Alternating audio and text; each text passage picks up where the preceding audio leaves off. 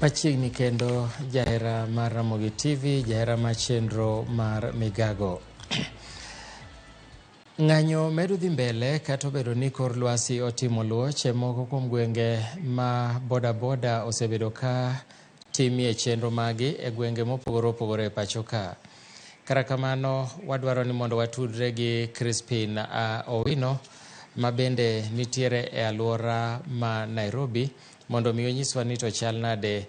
Watudore gi Chris Owino bang' thuolo machok ahinya mondo wang'i ane ni to weche chal nade e kuonde ma entiere, nikech wasetudore kod ji mopogore opogore achiel kachiel mondo watudre kod Chris Owino e yor simo mondo nyiswa ni to lwasi chal nade. Chris, kapo ni inyalo winja, inyalo nyisowa ni in kama nade to chal mar ng'anyo ni nade e alwora ma intie.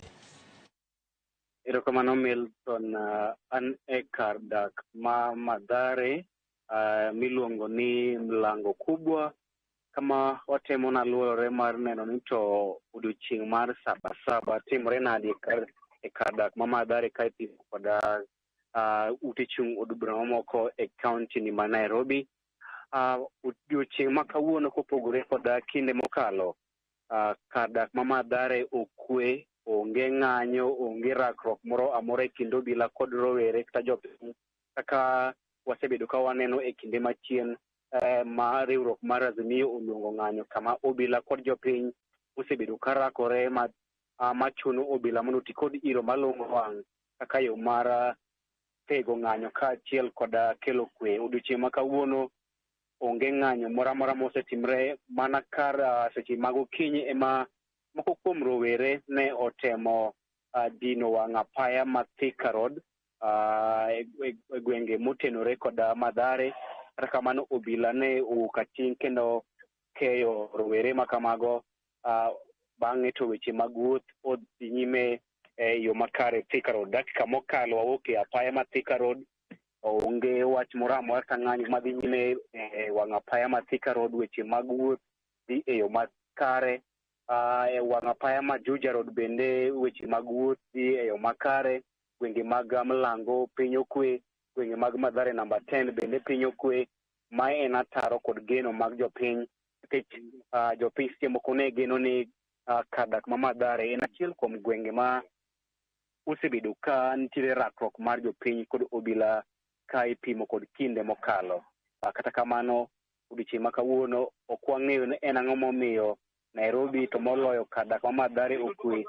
Ok wang'eyo ni en kaluwore kod koth mane ochwe e seche mag okinyi nyaka kar seche mag onyango, ma seche moko ne dipo ni odwoko ndhandhu kata odwoko piny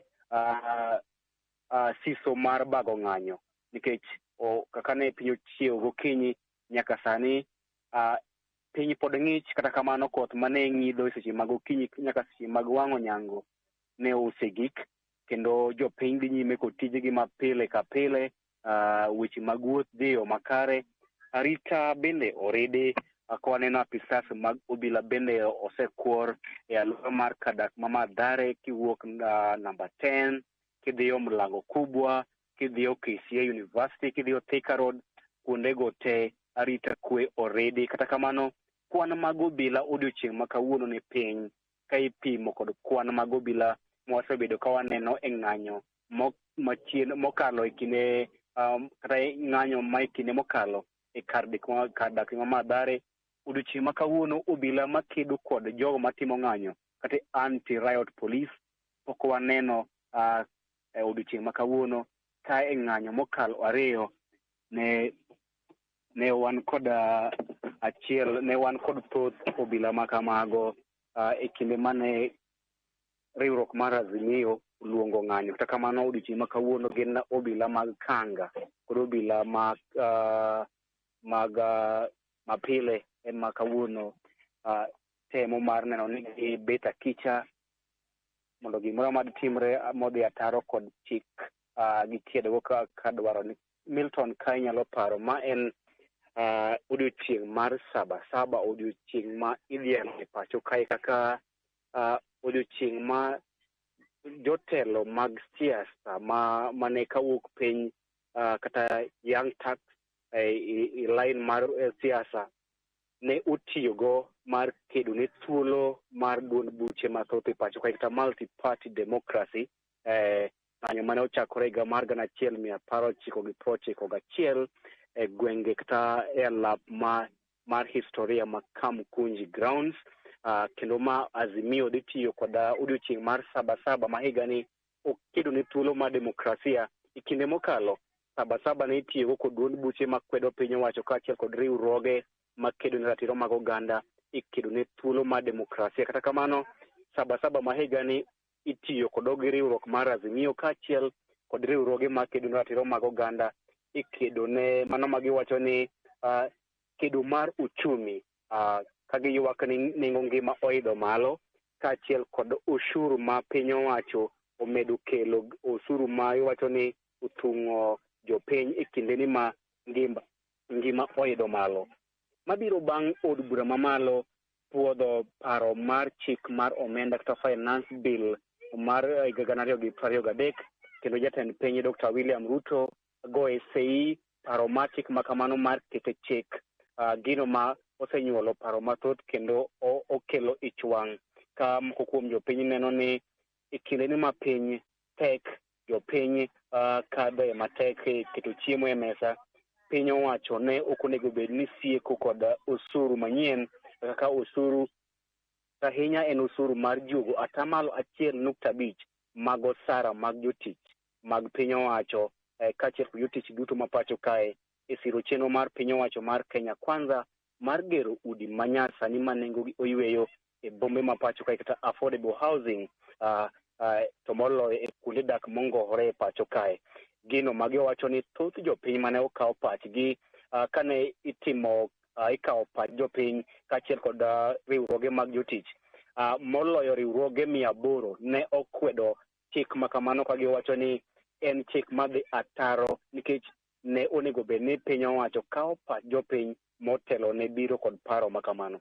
Koro magi gin moko kuom mise mar riwruoge makedo ne ratiro mag oganda kod riwruok mar Azimio tiyogo e ng'anyo ma kawuono kata e odiochieng' ma kawuono mar Saba e sundo piny owacho mondo oduok piny pek mar ngima kaachiel kod loko chung' mare e wi chik makamano. Gima penjo maduong' en ni to ng'anyo mag Saba dhi kelo ang'o e gikone, nikech bang' jatend piny Dr. William Ruto keto koke e chik mar omenda osebedo chik kendo doho ne ogolo chik makumo paro kata Finance Act mondo kik kete tim. Kata kamano ne waneno ka duol mochung' ne ng'iyo weche mag modhi EPRA odhi nyime kod juogo jopiny osuru mar 16% ataro kod kwayo mar doho. Koro ok wang'eyo ni to ng'anyo mag Saba ma higani dhi kelo lokruok mane, be dhi kelo resruok mar uchumi ka ng'anyo mag Saba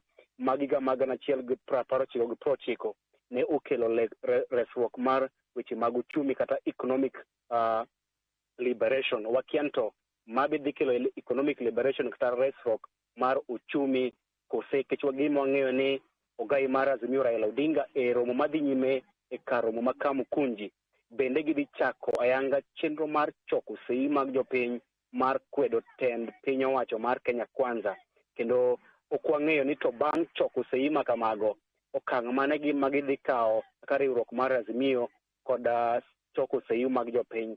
Kama gigi bende gin moko kuom okenge mag riwruok mag Azimio magisebedo ka giketo mar kwedo telo ma jatend piny William Ruto kod piny owacho mar Kenya Kwanza. Kata kamano thoth okenge ma Azimio oseketo mar kwedo serikal mar Kenya Kwanza osebedo ka gore e lwanda. Koro kwang'eyo ni to okenge mar choko sei mag jopiny mar kwedo kata koso puodho piny owacho mar Kenya Kwanza biro nyago olemo kose obro podho e pi kata gore e lwanda kaka okenge mamoko osekalo. Koro pod wago tach e kar dak ma Mathare mar neno to ang'o madhi timore. Bende jopiny biro wuok oko kose ok gibi wuok oko ka waseneno nyaka sani onge ng'anyo moro amora minyalo wacho ni osetimore Mathare kata Mathare namba 10 kata Mathare Mlango.